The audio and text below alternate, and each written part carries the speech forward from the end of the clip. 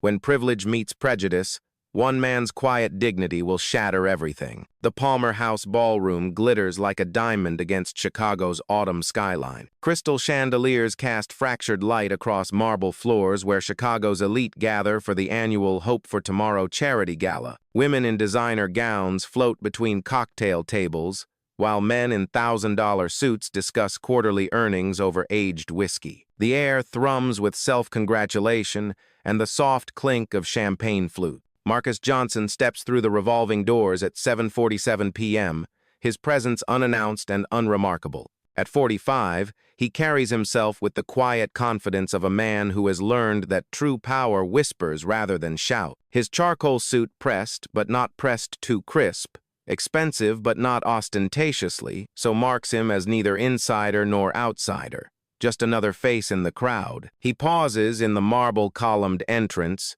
dark eyes scanning the familiar architecture. 25 years dissolve in an instant. The same gold-leafed ceiling, the same crystal sconces throwing shadows across Persian rugs.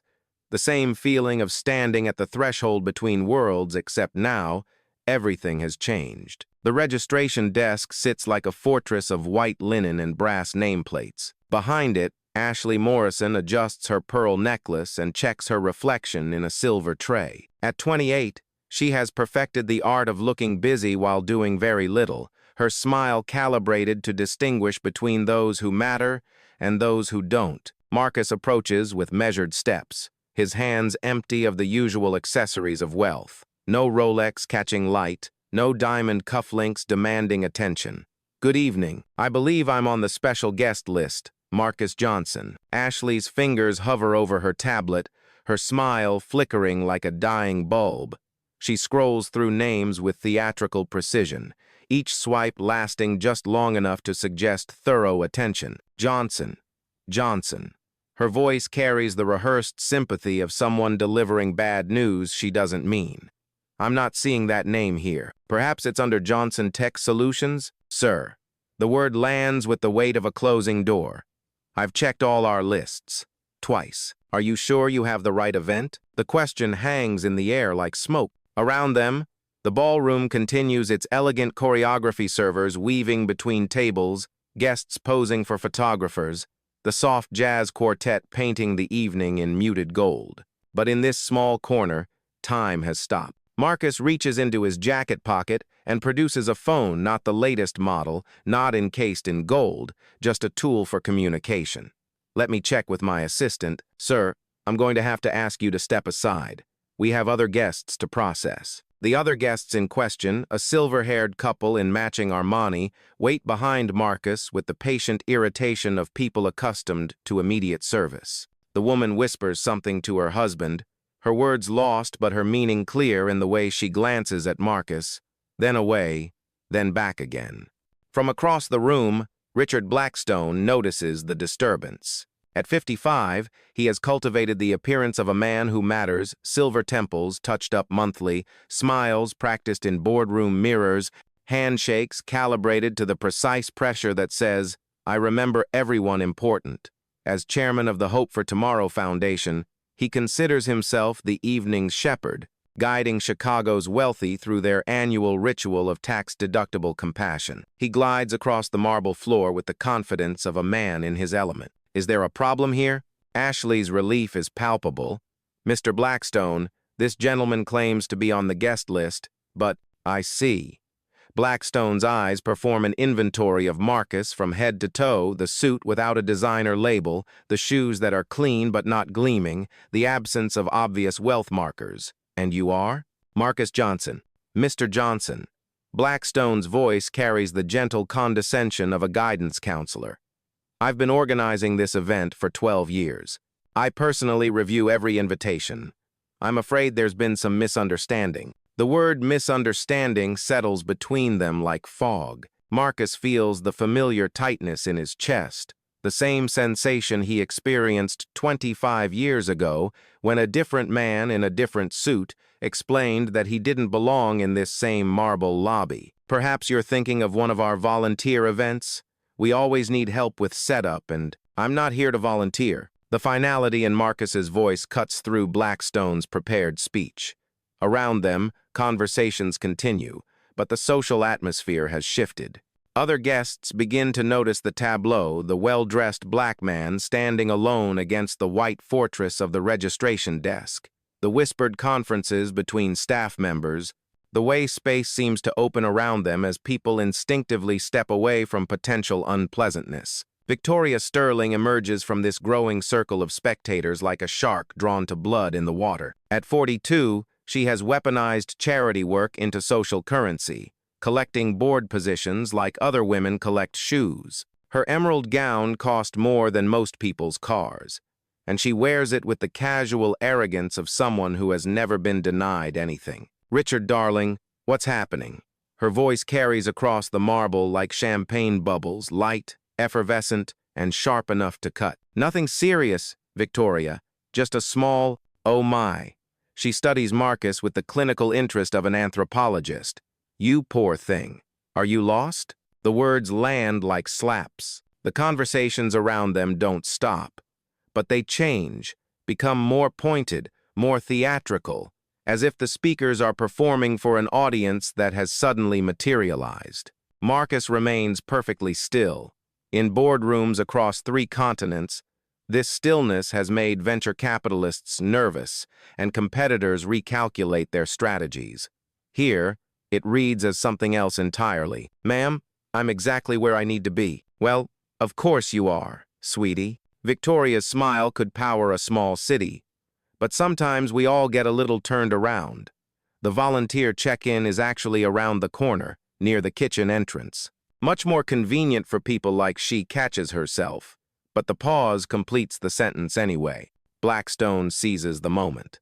"Mr. Johnson, I understand your enthusiasm for our cause, but this particular event is for major donors, individuals who've contributed significant amounts to our foundation. The minimum threshold is $10,000. He delivers this information with the practiced ease of someone explaining basic math to a child. Around them, the ballroom continues its glittering performance, but their small corner has become a theater of its own, with an audience that pretends not to watch while hanging on every word. "I see." Marcus's voice remains level, controlled. "And you determine this how?" "Well, we have our records. Your records are incomplete." The challenge in these 4 words shifts the entire dynamic. Ashley's fingers freeze over her tablet. Victoria's smile falters for the first time. Blackstone's practiced composure develops its first crack. "Mr. Johnson, I don't think you understand the nature of this event. These are serious philanthropists, people who've dedicated their lives to charitable work. The Sterling family alone has contributed over $200,000 this year."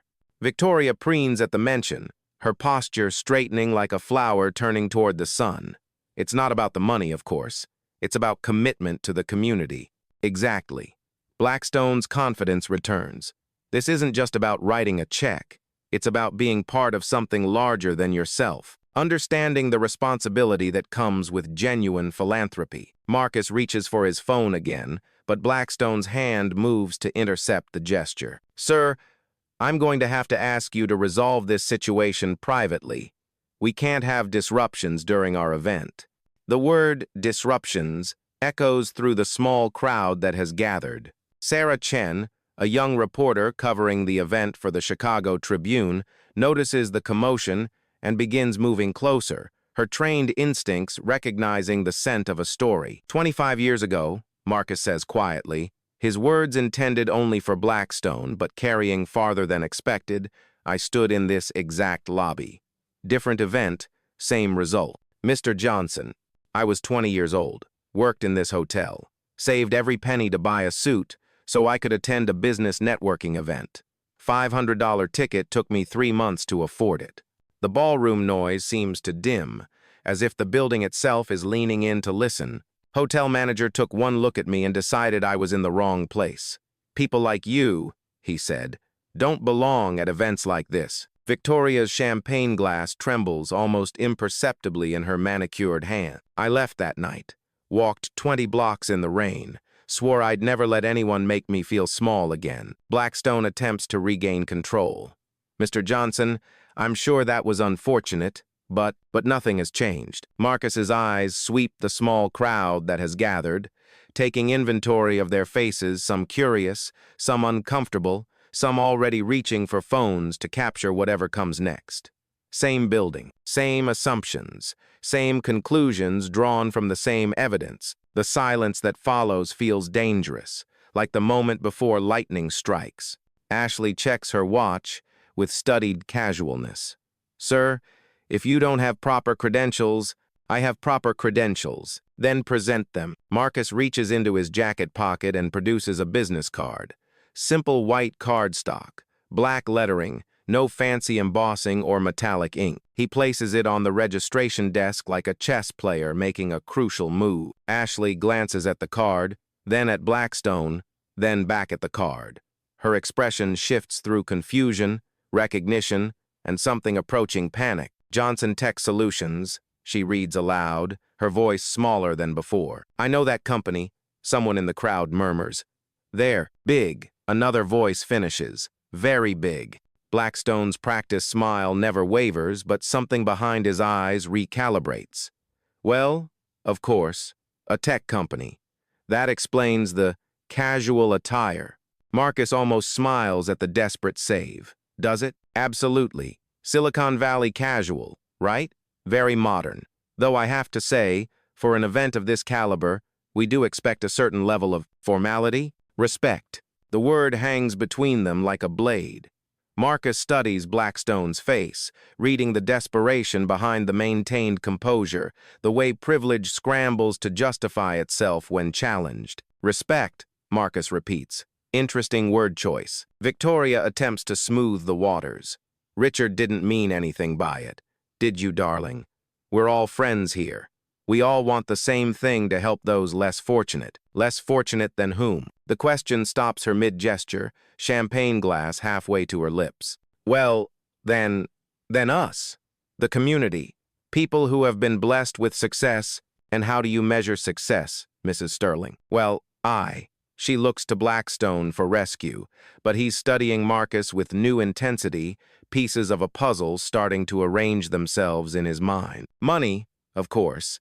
Blackstone answers for her. Financial contribution to worthy causes. Measurable impact on society. Marcus nods slowly. Measurable impact. Exactly. And what would you consider a measurable impact for tonight's event? Blackstone's chest puffs slightly with pride. We're expecting to raise just over $800,000 tonight. Our biggest fundraiser ever. Impressive.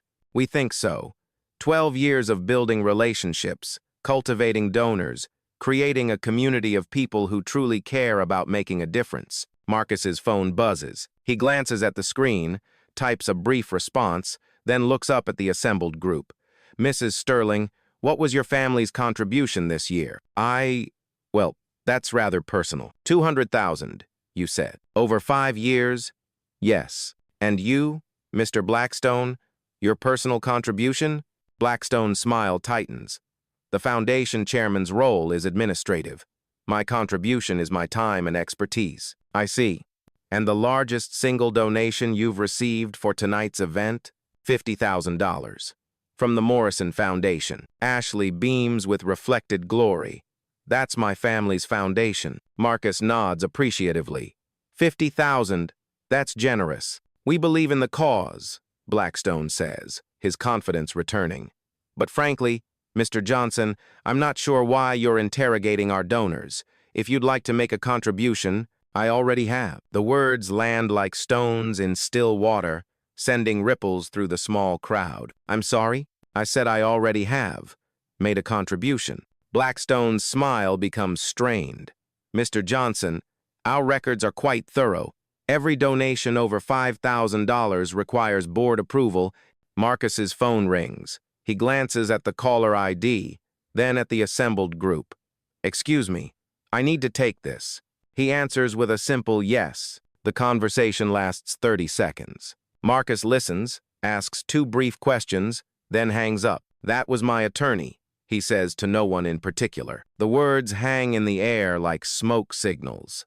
Around them, the ballroom continues its elegant dance. but their small corner has become an island of tension in a sea of charity-induced euphoria. James Morrison, the hotel's general manager, appears at the edge of their circle like a man walking to his own execution. His face carries the pallor of someone who has just received very bad news and is still processing the implications. Behind him walks David Martinez, Marcus's attorney, carrying a manila folder that might as well be a nuclear device for the way every eye in the group locks onto it.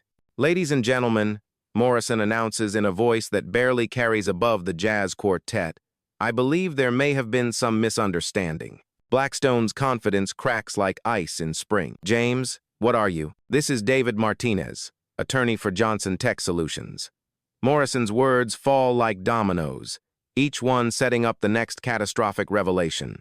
He's here to clarify Mr. Johnson's status regarding tonight's event. Victoria's champagne glass stops halfway to her lips, suspended in air like a crystal question mark. Martinez opens the folder with the ceremony of a judge reading a verdict. "Richard Blackstone, chairman of Hope for Tomorrow Foundation?" "Yes." "Victoria Sterling, board member?" "Yes, but I don't understand." "My client, Marcus Johnson, CEO of Johnson Tech Solutions, has been attempting to attend tonight's charity gala as your event's primary benefactor." The words land like artillery shells. Blackstone's face cycles through confusion, realization, and horror in the space of 3 seconds. "Primary benefactor?" Victoria's voice has shrunk to a whisper. Martinez produces a document from the folder. Anonymous donation made through the Johnson Family Trust on September 15th. $2.5 million. The number hangs in the air like a prayer or a curse, depending on your perspective. The small crowd that has gathered curious guests, hotel staff, and Sarah Chen with her recorder running stands frozen in tableau. The jazz quartet continues playing in the background, their smooth melodies now seeming to mock the jagged silence that has fallen over the registration area. Blackstone's mouth opens and closes like a fish gasping for air. 2.5. That's impossible. We would have known. We would have been notified. Anonymous donations exceeding $1 million require special handling, Martinez explains with the patience of a teacher addressing a slow student. The donor specifically requested no recognition, no special treatment, no VIP accommodation. But the records are sealed until the donor chooses to reveal themselves, which, given tonight's circumstances, Mr. Johnson has decided to do. Marcus steps forward, his voice carrying a new weight. "I wanted to observe how my donation was being used. See if the foundation I chose to support actually lived up to its stated values." The implications of his words spread through the small crowd like ripples in a pond.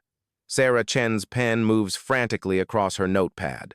Hotel staff exchange glances that communicate volume. The well-dressed guests who moments earlier were ready to dismiss Marcus now study him with the intensity of art appraisers who have discovered they've been looking at a lost masterpiece. Victoria recovers first, her social reflexes kicking in like muscle memory. "Marcus, may I call you Marcus?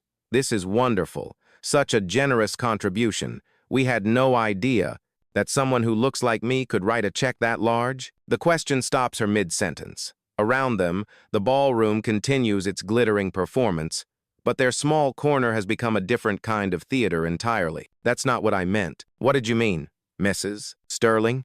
The silence that follows feels like the moment between lightning and thunder, when you know the impact is coming but haven't heard it yet. Blackstone attempts damage control. "Marcus, there's clearly been a terrible misunderstanding. If we had known, you would have treated me differently?" "Well, of course. VIP treatment, special seating, recognition in our program, because of my bank account, because of your generosity, your commitment to our cause." Marcus studies Blackstone's face like a scientist examining a specimen. "My commitment hasn't changed in the last 5 minutes. Only your knowledge of my net worth." The words cut through the marble-columned space with surgical precision. Around them, other guests have begun to notice the drama unfolding, conversations shifting from quarterly earnings and vacation plans to the fascinating spectacle of wealth revealing itself in unexpected packages. Ashley, who has remained silent throughout the exchange, finally speaks. Mr. Johnson, I'm so sorry. If I had known who you were, who am I, Ashley? The question lands like a challenge. She looks to Blackstone for help, but he's staring at Martinez's folder as if it contains nuclear launch code. You're our biggest donor. Marcus's voice remains level, controlled. I'm exactly who I was 20 minutes ago. Same person, same credentials, same reason for being here. The only thing that's changed is your perception. Victoria attempts another social rescue. Well, perception is everything in fundraising. Image matters. Presentation counts. Surely you understand that in your business, my business is technology. My personal life is philanthropy. Neither requires me to announce my net worth to strangers. But surely you can understand our position. Can I? The two words carry the weight of centuries. Around them, the elegant machinery of Chicago high society continues its smooth operation, but their small corner has become a microscope slide where power dynamics are being examined under harsh light. Martinez checks his watch. The board of directors is expecting a call in 10 minutes. They'll want to discuss whether tonight's event meets the foundation's standards for donor treatment. The implications hang in the air like smoke. Blackstone's carefully maintained composure finally cracks completely. Marcus, please, this is a misunderstanding, a terrible, unfortunate misunderstanding. But we can fix this.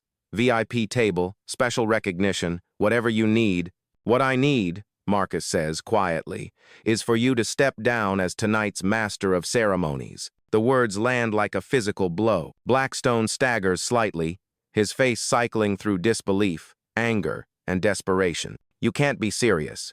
Mrs. Sterling will also be removed from the VIP guest list. Victoria's champagne glass finally completes its journey to the marble floor, shattering into crystal fragments that catch the light like tears. This is ridiculous, she gasps. You can't just... I can. Marcus's voice carries the authority of someone who has made billion-dollar decisions in boardrooms where the wrong choice could destroy companies.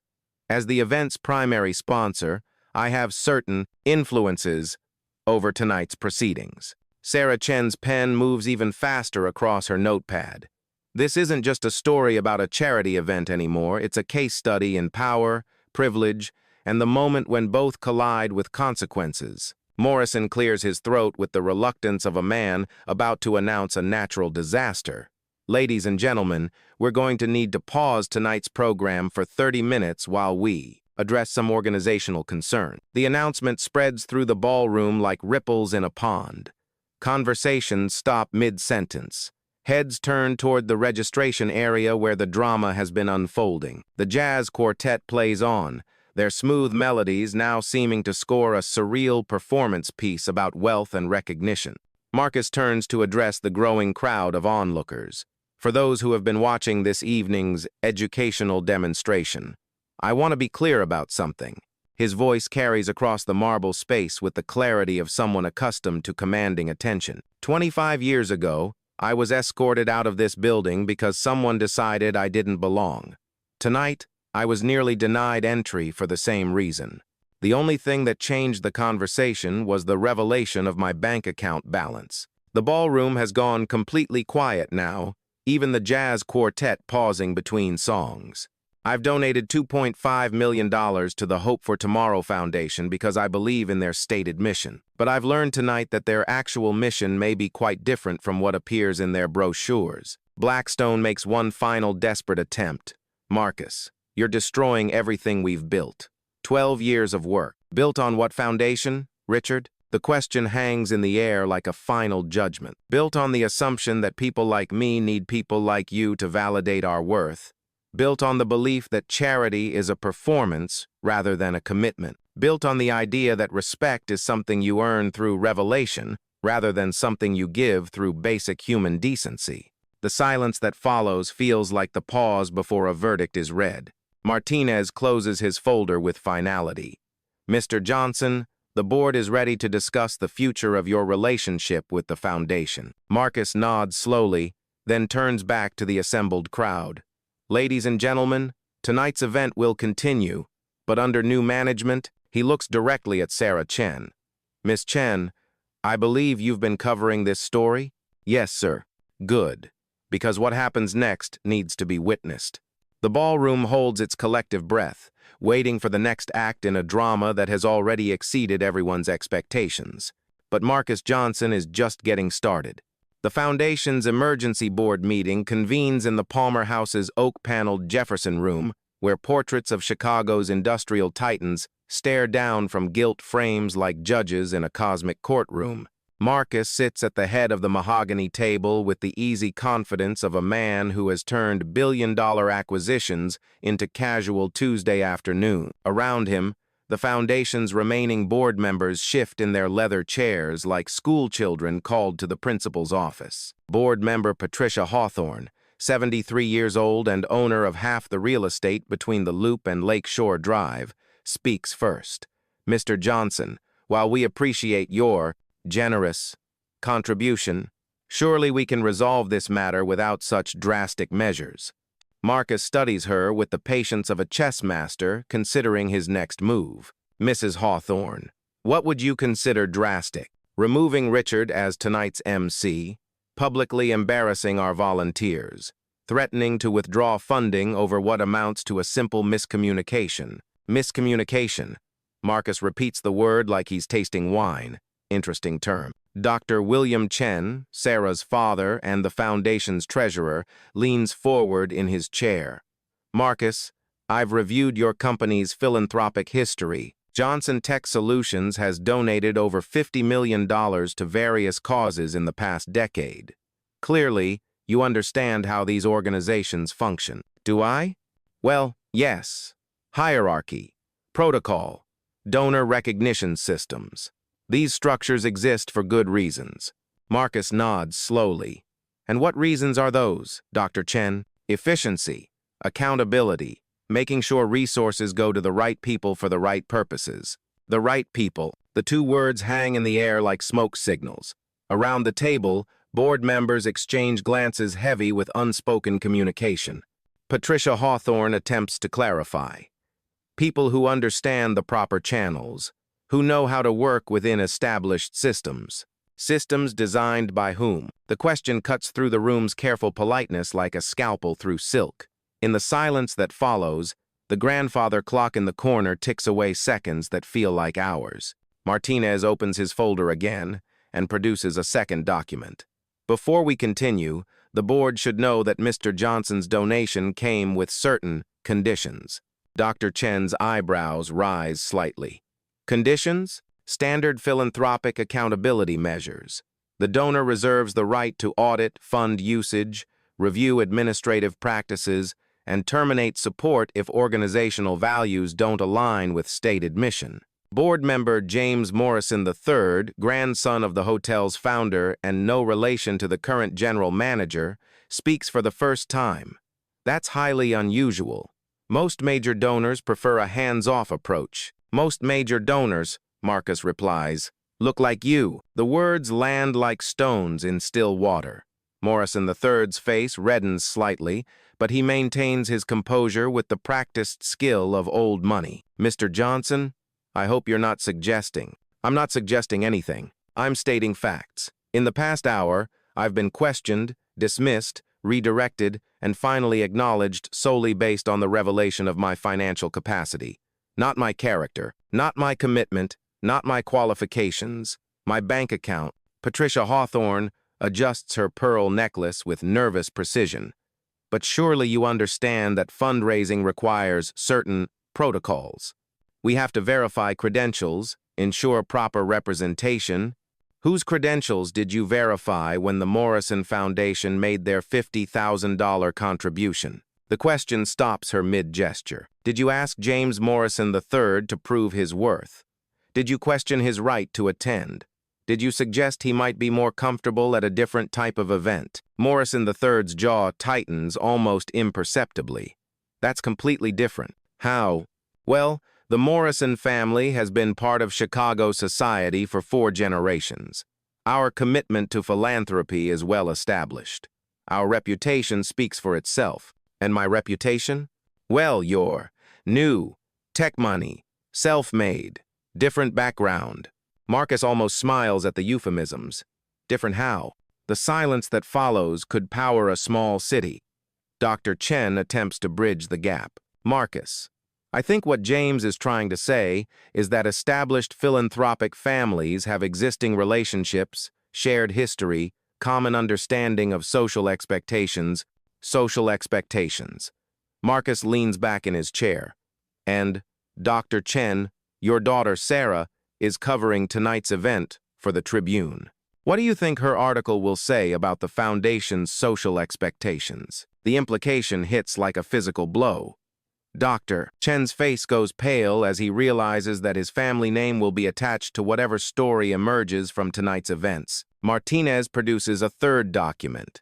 The Johnson Family Trust is prepared to establish a $5 million endowment for the Hope for Tomorrow Foundation, but certain organizational changes would need to be implemented first. $5 million. The number hangs in the room like a prayer or a threat, depending on your perspective. Patricia Hawthorne recovers first. What kind of changes? Complete restructuring of the board to ensure diverse representation, mandatory bias training for all staff and volunteers, implementation of anonymous donor protection protocols, and immediate resignation of current leadership. Morrison III stands abruptly. This is extortion. Marcus remains perfectly still. No, James. This is accountability. Extortion would involve threatening to expose something illegal. I'm simply offering to continue supporting an organization that aligns with my values or discontinuing support for one that doesn't. But you're demanding we fire people. I'm suggesting you evaluate whether your current leadership represents the values you claim to champion. Dr. Chen attempts diplomacy. Marcus, surely we can find some middle ground. Richard has made mistakes tonight, but he's been dedicated to this foundation for 12 years. Dedicated to what, exactly? The question cuts through the room's careful politeness like lightning through darkness. To maintaining systems that ensure people like me know our place. To preserving hierarchies that keep wealth and power in familiar hands. To practicing charity as performance rather than commitment. Patricia Hawthorne's voice drops to a whisper. That's not fair. Mrs. Hawthorne, what's fair about judging someone's worth by their appearance? What's fair about assuming someone doesn't belong based on the color of their skin? What's fair about requiring people to prove their humanity through their net worth? The words hang in the air like final judgments. Around the table, the Foundation's board members sit in silence, each wrestling with implications they're not entirely ready to face. Martinez checks his watch. The media is waiting for a statement. The guests are expecting the evening to continue. Decisions need to be made. Marcus stands slowly, his movement drawing every eye in the room. Ladies and gentlemen, I'm going to step outside for 5 minutes. When I return, I'd like to know whether the Hope for Tomorrow Foundation is an organization I want to continue supporting. He pauses at the door. The choice is yours, but choose carefully, because whatever decision you make tonight will define not just this foundation, but your own legacy. The door closes behind him with a soft click that sounds like a gavel falling. In the hallway outside, Marcus finds Sarah Chen waiting with her recorder and notepad. Her eyes carry the intensity of a journalist who has stumbled onto the story of her career. Mr. Johnson, can you comment on what's happening in there? Marcus considers the question, then the young woman asking it. Miss Chen, how long have you been covering charity events? 3 years. And in those 3 years, how many times have you seen a major donor publicly challenged about their credentials? Sarah's pen stops moving. Never. How many times have you seen someone questioned about whether they belong at a fundraising event? Never. How many times have you seen wealth have to prove itself to access? The silence that follows answers the question more clearly than words could. Marcus continues. Your article tonight isn't really about charity, is it? No, sir. It's about power. And who gets to decide who deserves it? Write that story, Miss Chen. Write it honestly, and write it completely. The Jefferson room door opens and Dr. Chen emerges, his face carrying the weight of a decision that will echo through Chicago's philanthropic community for years to come. Marcus, we'd like to continue our conversation. Back inside the oak-paneled room, the atmosphere has shifted. The board members sit straighter, speak more carefully. weigh their words with the precision of people who understand that history is being written in real time. Patricia Hawthorne speaks first. Mr. Johnson, the board has discussed your proposals. We're prepared to implement sensitivity training and review our donor protocols. And the leadership changes? Morrison III clears his throat. Richard has agreed to step down as MC for tonight's event, and as chairman, effective immediately. And Mrs. Sterling's board position will be reevaluated. Marcus nods slowly. And the new endowment? Dr. Chen answers. We accept your generous offer. With gratitude. Good. Marcus sits back down, but his posture suggests this conversation is far from over. Now let's discuss what happens next. Martinez produces yet another document, the Marcus Johnson Inclusion Initiative, a comprehensive program to ensure that charitable organizations receiving Johnson Trust funding meet specific diversity and accessibility standards. The implications spread through the room like ripples in a pond. This isn't just about tonight's event anymore, it's about fundamentally changing how Chicago's philanthropic community operates. Every foundation receiving Johnson Trust support will be required to demonstrate measurable progress in inclusive practices. Board diversity, staff training, donor accessibility, community outreach. Patricia Hawthorne's voice carries a note of desperation. Marcus, you're talking about changing the entire philanthropic landscape. Am I? Yes. These standards, they would affect dozens of organizations. Hundreds of millions in funding. Marcus's smile could power the Palmer House's crystal chandeliers. Mrs. Hawthorne, 25 years ago, I stood in this building's lobby and promised myself that if I ever had the power to change systems that judge people by appearances rather than character, I would use that power. He looks around the table, meeting each board member's eyes in turn. Tonight, I have that power. The question is, are you going to help me use it constructively, or are you going to force me to use it destructively? The question hangs in the air like a final offer before negotiations close forever. Dr. Chen speaks first. What do you need from us? Complete commitment, full implementation, zero tolerance for the kind of behavior we witnessed tonight. Morrison III attempts one final objection. But the practical implications are that Chicago's charitable community will finally live up to its stated values. That donation becomes about compassion rather than recognition. That philanthropy serves people rather than egos. The silence that follows feels like the moment between lightning and thunder when you know the impact is coming but haven't heard it yet. Martinez closes his folder with finality. Ladies and gentlemen, do we have an agreement? One by one, the board members nod their acceptance. Some with enthusiasm, some with resignation, all with the understanding that they've just witnessed the end of one era and the beginning of another. Marcus stands, straightening his unremarkable suit jacket. Then let's go finish tonight's event properly. As they file out of the Jefferson room, Patricia Hawthorne touches Marcus's arm gently. Mr. Johnson, I want you to know what happened tonight was wrong, and I'm sorry it took your bank account to make us see that. Marcus pauses, studying her face with the attention of a man who has learned to read sincerity in the spaces between words. Mrs. Hawthorne, the apology I need isn't for me. It's for every person who's been judged, dismissed, or excluded by systems we've helped create and maintain. Tonight was just one example of something that happens every day. She nods slowly, understanding finally dawning in her eyes. But tonight was also the night it stopped. At least here, at least now. They walk back toward the ballroom together, an unlikely collection of Chicago's elite, who have just agreed to dismantle the very systems that created their elite status. Behind them, the portraits of industrial titans stare down from gilt frames, silent witnesses, to a conversation that would have been unimaginable in their era. Ahead lies a ballroom full of guests, waiting to learn what happens when power finally decides to serve justice instead of protecting privilege. The transformation begins now. The Palmer House ballroom has been transformed into something it has never been before, a space where every guest, regardless of their net worth or social connections, sits as equals around tables that no longer carry hierarchical meanings. The VIP section has been dissolved, replaced by a single community where conversation flows freely between tech entrepreneurs and community volunteers, between inherited wealth and earned success, between those who have always belonged and those who are belonging for the first time.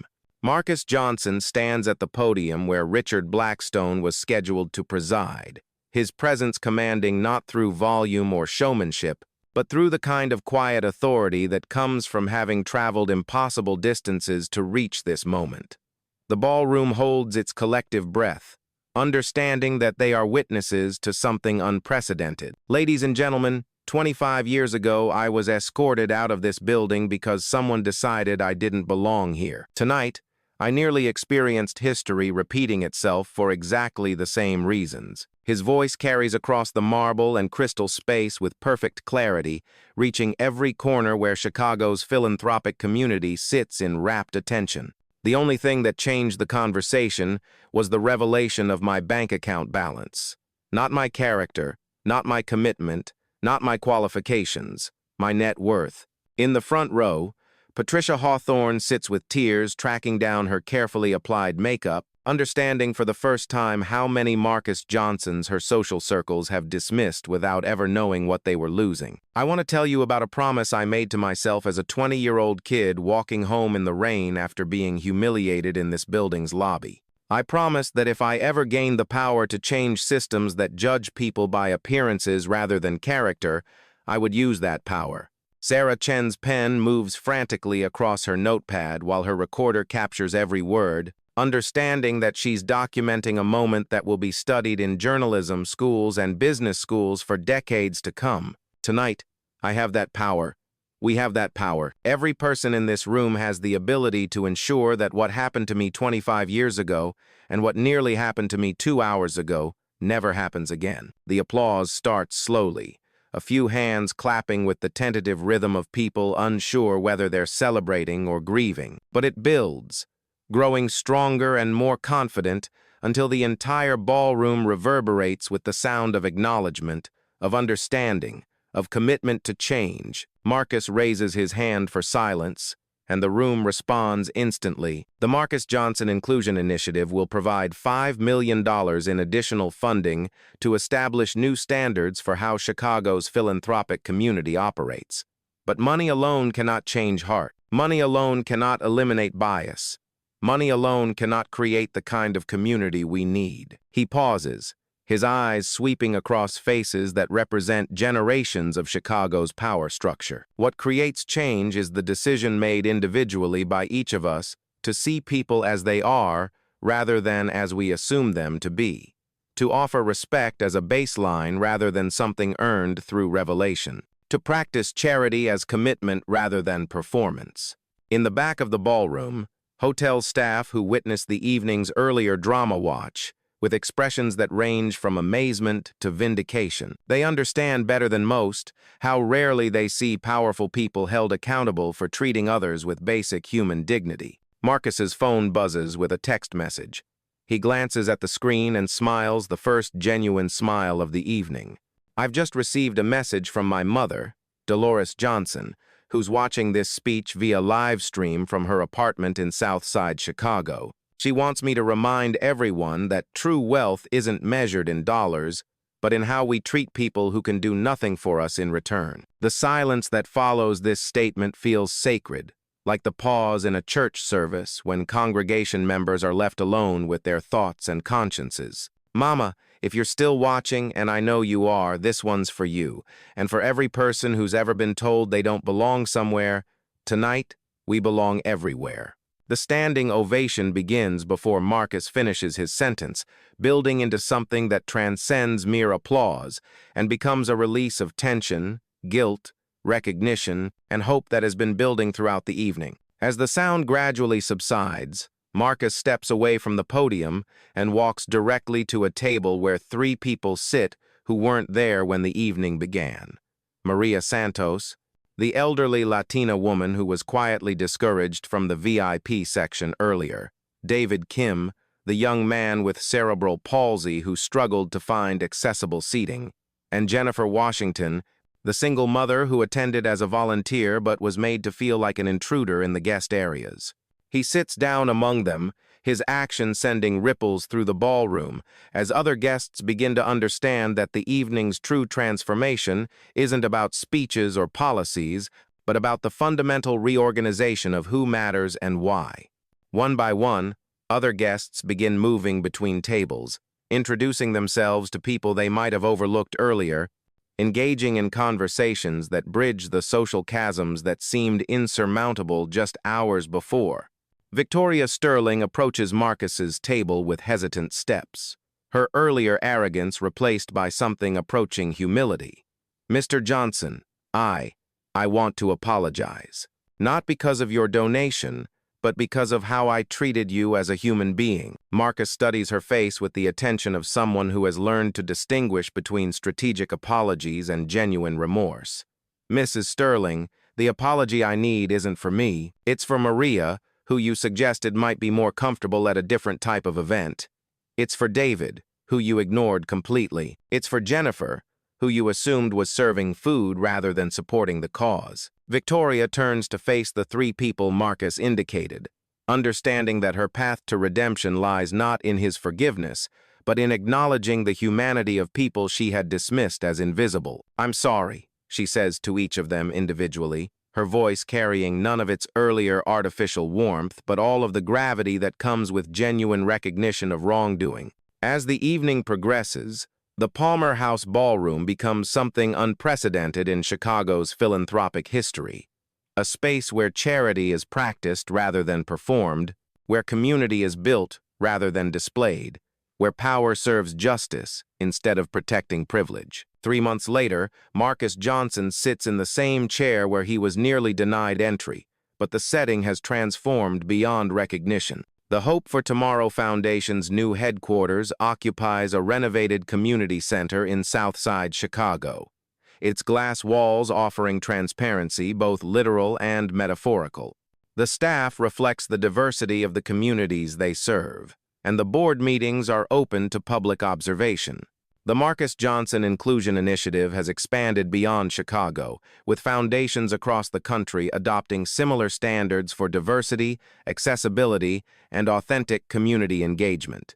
The ripple effects have reached corporate boardrooms, university administrations, and social organizations that previously operated as exclusive clubs disguised as public services. Sarah Chen's article about that October evening won a Pulitzer Prize for investigative journalism, but more importantly, it sparked national conversations about philanthropy, power, and the assumptions that shape who gets to participate in American prosperity. Richard Blackstone, after completing 6 months of intensive bias training and community service, has become an unlikely advocate for philanthropic reform. His testimony before Congress about systemic exclusion in charitable organizations helped pass legislation requiring diversity standards for tax-exempt foundations. Victoria Sterling liquidated her jewelry collection to fund scholarships specifically for first-generation college students from underrepresented communities. She now volunteers at the same community center where she once suggested Marcus might be more comfortable volunteering.